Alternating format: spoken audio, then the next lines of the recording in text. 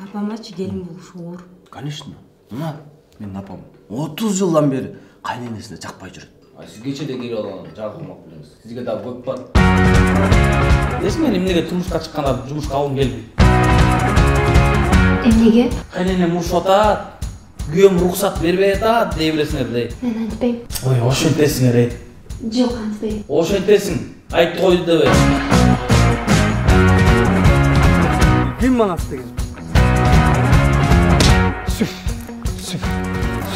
Ооба, үйдө жатпай иштей берейин дейт. Анан уруксат берип койдуңуз. Анан эмне кылам? А үйдү ким тазалайт? Сиз тазалайсызбы?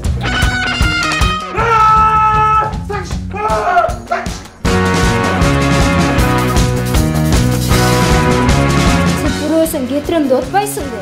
Качан? Кечүү чай ичип атканда.